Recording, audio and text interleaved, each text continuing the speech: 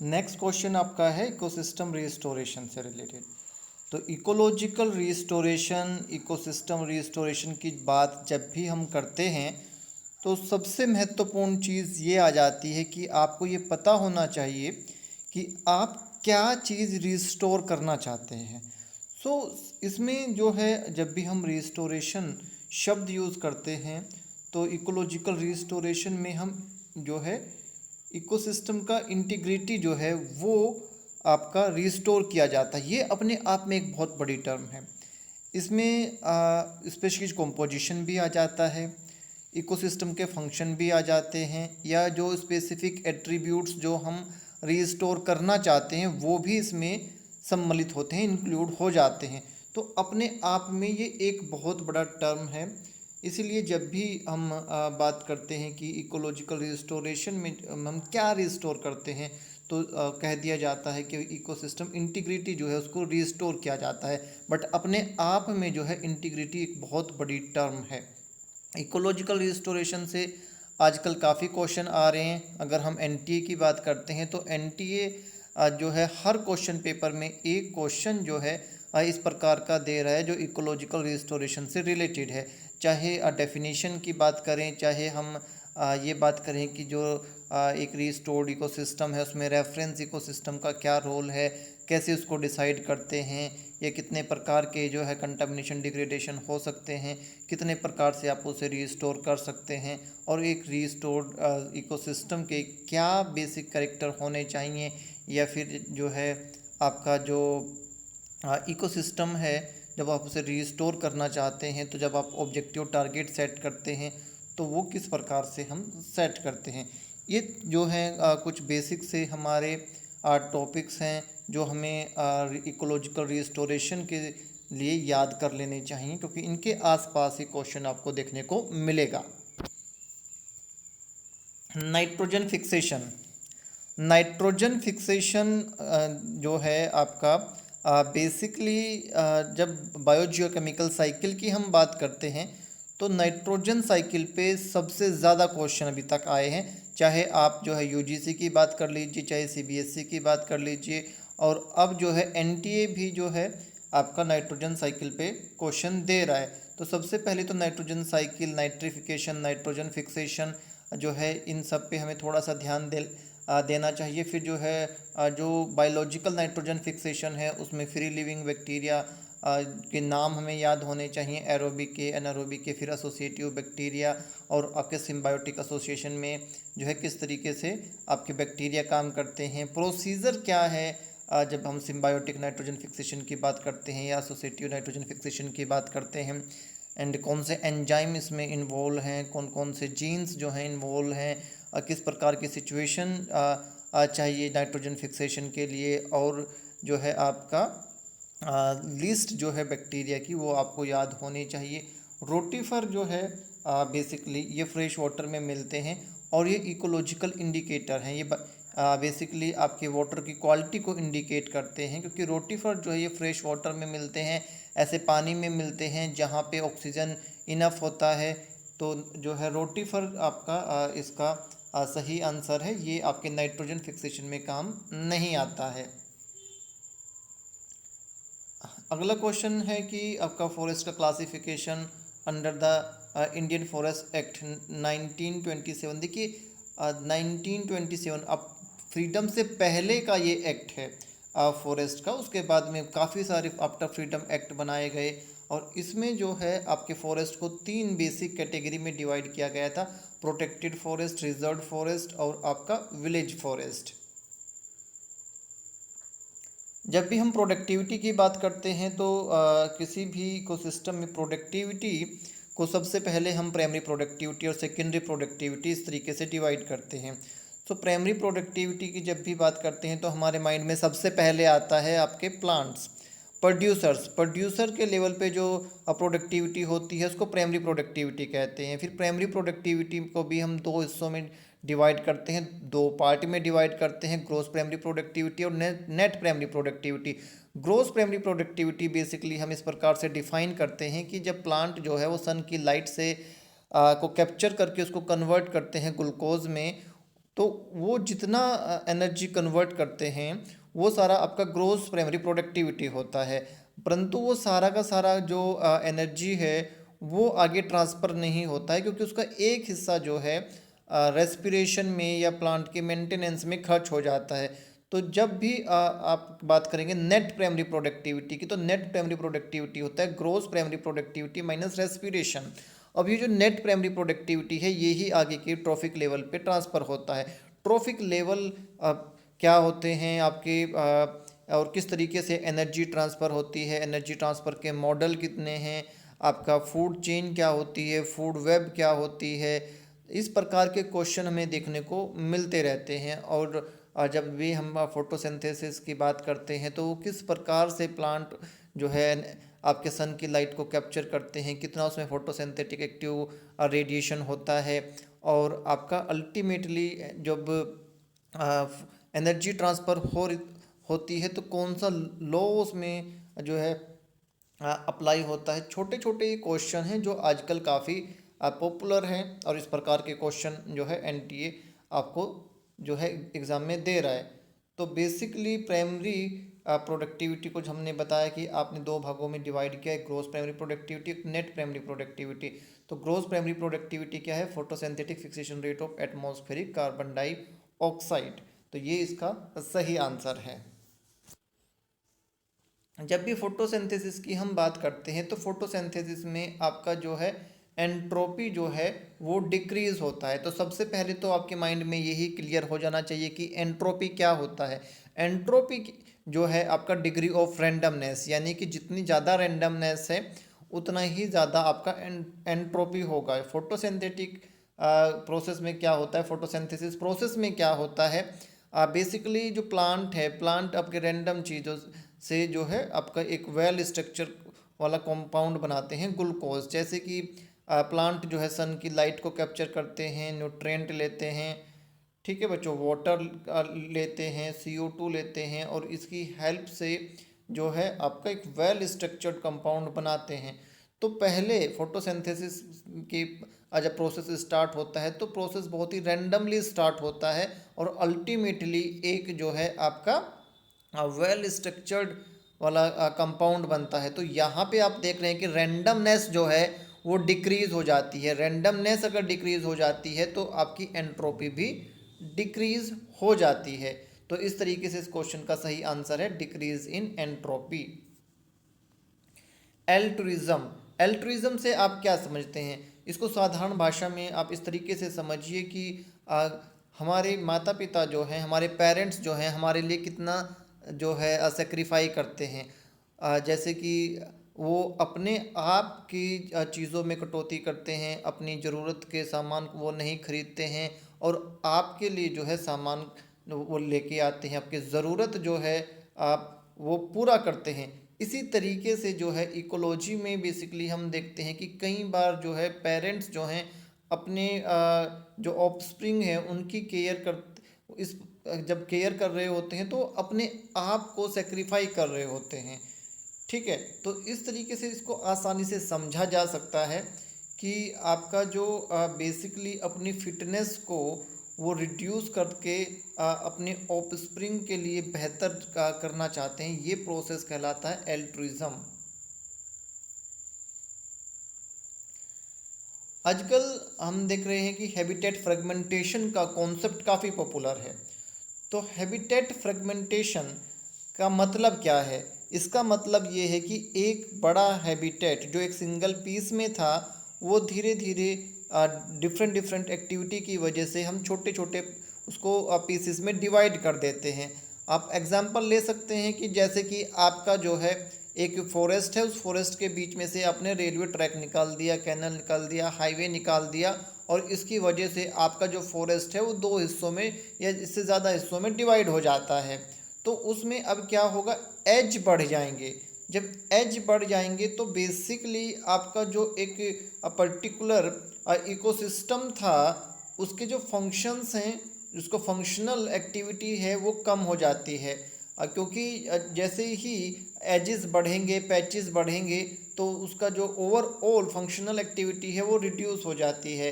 और इसके अलावा जो है हैबिटेट वहाँ पे डिग्रेड हो जाते हैं। हायर एनिमल जो हैं आप लोगों ने देखा ही है कि उनके एक अपना एक बाउंड्री होती है, अपने एक एरिया होते हैं।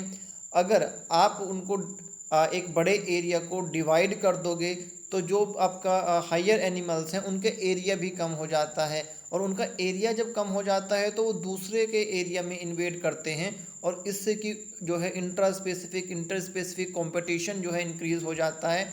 और धीरे धीरे जो है जो एनिमल्स हैं या तो वो कंपटीशन में जो है उन मारे जाते हैं, या फिर जो है वहाँ से वो मूव कर जाते हैं सिटीज़ की तरफ, और इस तरीके से जो उनका जो नंबर है हायर एनिमल का वो कम हो जाता है। इसीलिए कहा जाता है कि जब भी हम इस प्रकार के प्रोजेक्ट लगाएं तो हमें बहुत सारे फैक्टर, इकोलॉजिकल फैक्टर को कंसिडर करना चाहिए। कि कॉरिडोर एक अच्छा उपाय है, बट वो केवल एक्सचेंज ऑफ एनिमल के लिए जो है ठीक है। बट जब आपका हम हायर एनिमल्स की बात करते हैं तो हायर एनिमल्स के लिए एरिया का साइज़ जो है वो भी काफ़ी महत्वपूर्ण होता है। इस क्वेश्चन का सही आंसर अगर हम देखें कि आपका जो एज ज़्यादा होंगे तो उसका जो हैबिटेट है वो लेस फंक्शनल होगा और डिग्रेडेड हैबिटेट होगा।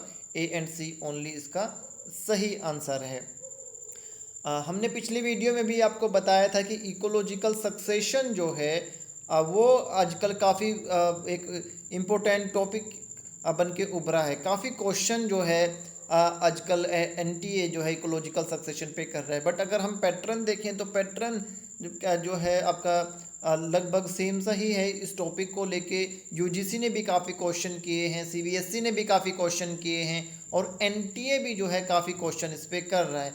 तो हम पहले भी आपको बता चुके हैं, अपने स्टार्ट यहीं से करना है कि आपका जो इकोलॉजिकल सक्सेशन है वो 2 टाइप का होता है, और उसके बाद में जो है उसके स्टेप्स क्या हैं, क्या क्या उनमें प्रोसीजर होते हैं। तो यहाँ पे अगर हम देखें तो आपका 2 टाइप का सक्सेशन होता है, autogenic and allogenic succession. Autogenic succession जो है इसको विद इन इकोसिस्टम भी आप कह सकते हैं कि इकोसिस्टम के अंदर से ही कुछ ऐसा आपके एक्टिविटी होती हैं जो कि फंक्शनल को एक डायरेक्शन, इकोलॉजिकल सक्सेशन को एक डायरेक्शन देता है। एलोजेनिक सक्सेशन में बेसिकली एक्सटर्नल फैक्टर काम करते हैं। इसका साधारण सा एग्जांपल आप ले सकते हैं। मान लीजिए आपका एक के पास में एक फॉरेस्ट है, फॉरेस्ट के पास में एक नदी, एक रिवर जो है वो फ्लो करती है, और उस रिवर की वजह से जो है फॉरेस्ट में जो है लगातार पानी का जो है सप्लाई होता रहता है। बट अगर कोई जो है अपर साइड में उस रिवर पे डैम बना देता है तो पानी का जो फ्लो है, जो वाटर का जो फ्लो है वो लोअर साइड में रिड्यूस हो जाता है, और इसकी वजह से जो प्लांट अब जो फॉरेस्ट के प्लांट हैं उनको पानी जो है, वाटर जो है नहीं मिल पाता, और धीरे धीरे आपका जो फॉरेस्ट है वो ग्रास लैंड में कन्वर्ट हो जाता है। तो यहाँ पे जिस फैक्टर ने डायरेक्शन को डिटरमिन किया है, निर्धारित किया है, वो बेसिकली एक्सटर्नल फैक्टर है।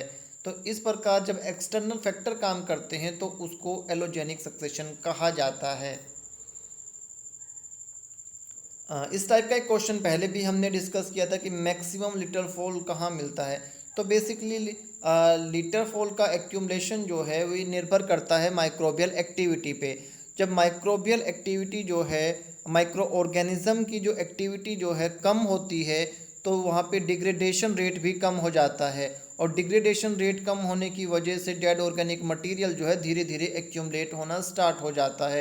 ट्रॉपिकल रेन फॉरेस्ट में हम देखते हैं कि लिटर फॉल सबसे कम एक्यूमुलेट होता है, क्योंकि ट्रॉपिकल रेन फॉरेस्ट जो है वहाँ पे कॉन्टीन्यूस रेनफॉल रहता है।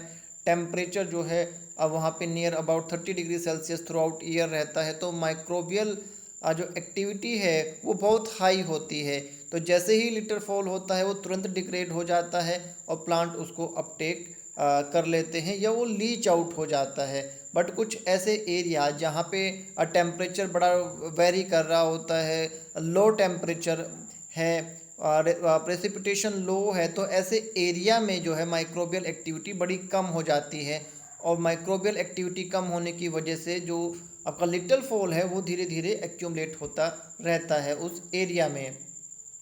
साइक्लोमॉर्फिज्म, साइक्लोमॉर्फिज्म बेसिकली आप इस तरीके से समझ सकते हैं कि कुछ ऐसे ऑर्गेनिज्म होते हैं जो सीज़न के अकॉर्डिंग, सीज़न के अनुसार अपनी मॉर्फोलॉजी में चेंज करते हैं, जिससे कि वो आपका जो बेसिकली ऑर्गेनिज्म है वो अच्छे से एडॉप्ट कर सके। तो साइक्लिक चेंज इन मॉर्फोलॉजी, इसको साइक्लोमॉर्फिज्म कहते हैं। साइक्लोमॉर्फिज्म बेसिकली टेम्परेचर के चेंज होने के साथ जो है आपका कुछ ऑर्गेनिज्म अपनी मॉर्फोलॉजी में चेंज करते हैं जिससे कि वो बेहतर तरीके से एडॉप्ट कर सकें। तो ये जो मोमेंट है या ये आपका जो चेंजेस होते हैं मॉर्फोलॉजी में, ये सीज़न के अनुसार होते हैं, तो आप इनको जेनेटिकली फिक्स नहीं कह सकते। ये केवल इन्वायरमेंट के फैक्टर के अनुसार, इन्वायरमेंटल कंडीशन के अनुसार बेहतर तरीके से एडॉप्ट करने के लिए चेंजेस किए जाते हैं। तो ए एंड बी जो है इस क्वेश्चन का सही आंसर है। लोटका वोल्टेरा मॉडल, लोटका वोल्टेरा मॉडल की जब भी हम बात करते हैं तो हमें पता है कि ये प्रे एंड प्रीडेटर के बीच में रिलेशनशिप बताने के लिए जो है काफ़ी पॉपुलर मॉडल है। काफ़ी इसके यूजेस हैं, जैसे कि बायोलॉजिकल कंट्रोल की अगर हम बात करें, ट्रॉपिकल कैस्केड की हम बात करें, तो इकोलॉजिकल मॉडल जो है हमारा लोटका वोल्टेरा, ये काफ़ी अच्छे तरीके से एक जो है बेटर वे में हमें समझाता है कि किस प्रकार से जो है प्रे एंड प्रीडेटर की जो पॉपुलेशन है वो कंट्रोल की जा सकती है। तो अगर आप बेसिकली देखें तो लोटका वोल्टेरा मॉडल पे बहुत ज़्यादा क्वेश्चन हालांकि नहीं आए हैं, बट एक आध क्वेश्चन हमें जो है कभी कभार देखने को मिल जाता है। अगर आप यूजीसी की बात करें, सीबीएसई और एनटीए, अभी तक 2012 से लेके अब तक हार्डली 3 या 4 क्वेश्चन जो है लोटका वोल्टेरा मॉडल पे आए हैं। तो यहाँ पे आपको बहुत ज़्यादा फोकस करने की ज़रूरत नहीं है, बट हाँ आपको बेसिक ज़रूर पता होना चाहिए क्योंकि इस प्रकार के क्वेश्चन हमें देखने को मिल जाते हैं। तो इसमें जो है इन्होंने जो हमारे बेसिक अजम्पशन हम लेते हैं इस मॉडल के दौरान वो सारे लिखे हुए हैं, ठीक है। तो 1 2 3 एंड 4 ये सारे के सारे जो है हम अजम्पशन लेते हैं, और ये जो है सारा जो है 1 2 3 4 ऑल ऑफ अबो जो है इस क्वेश्चन का सही आंसर है। इकोटोन, इकोटोन काफ़ी महत्वपूर्ण आपके इकोसिस्टम होते हैं। ये ट्रांजिशनल जोन होते हैं दो डिफरेंट इकोसिस्टम के बीच में। ये हाईली प्रोडक्टिव होते हैं, इनमें दोनों इकोसिस्टम के कैरेक्टर होते हैं। तो दोनों इकोसिस्टम के जो स्पीशीज़ है वो वहाँ पे सस्टेन कर सकता है। अगर हम देखें यहाँ पे जो इकोटोन में जो स्पीशीज़ रहती है उसको एच स्पीशीज़ कहते हैं, और यहाँ पे बायोडाइवर्सिटी ज़्यादा होती है, इस प्रोसेस को एज इफ़ेक्ट कहते हैं। तो डिफरेंट टाइप के आपके जो है इकोटोन हैं, जैसे कि वेटलैंड आपके इकोटोन है, एस्चुरीज आपके इकोटोन है, हाइपोहराइक जोन आपका इकोटोन है, राइपेरियन जोन आपका इकोटोन है।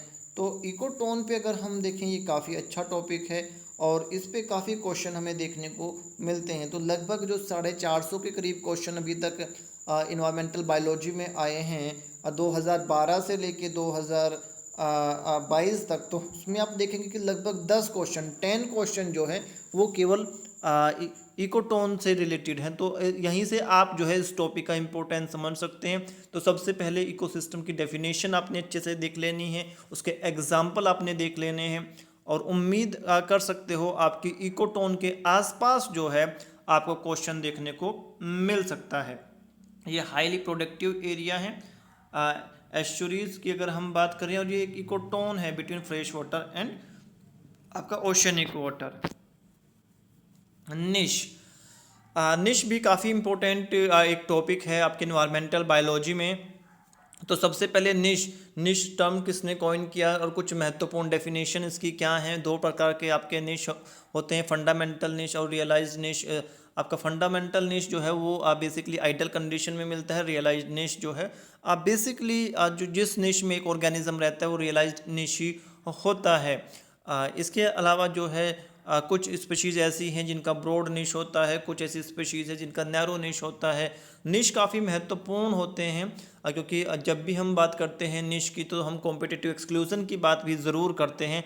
तो आपको जो है इस टॉपिक को अच्छे से एक बार रिवाइज ज़रूर कर लेना चाहिए कि आपका जो है निश जो है इस पर भी लगभग 10 से 12 क्वेश्चन आपको देखने को मिले हैं। फंडामेंटल निश जो है आइडल कंडीशन में होता है, इसमें कोई कंपटीशन नहीं होता है, आपका जो रिसोर्सेज हैं वो इनफ अमाउंट में होते हैं। हालांकि ये केवल हाइपोथेटिकल है, ऐसा संभव नहीं है हमारे नेचुरल सिस्टम में कि कोई कंपटीशन जो है ना हो। फोटोसिंथेसिस में जो एनर्जी लॉस होती है उसका मेजर पार्ट जो होता है वो रेस्पिरेशन होता है। रेस्पिरेशन में काफ़ी एनर्जी लॉस होती है, और जब भी हम एनर्जी फ्लो की बात करते हैं तो रेस्पिरेशन एक काफ़ी इंपॉर्टेंट फैक्टर आ जाता है। तो बच्चों, हमें उम्मीद है कि आपकी तैयारी सही चल रही होगी। ठीक है, इस वीडियो में इतने ही। कल कुछ और क्वेश्चन जो है आपके साथ में डिस्कस करेंगे, और आपको हमेशा की तरह हमारी बेस्ट विशेज़ आपके साथ है। हम तरीके बताते रहेंगे कैसे पढ़ना है, कितना पढ़ना है। बस आपने जो है एक प्रोसेस में रह के केवल फॉलो करना है। जो बच्चे अच्छे से फॉलो करते हैं सभी को पता है कि उनका JRF 101% होता है। God bless you, take care बच्चे।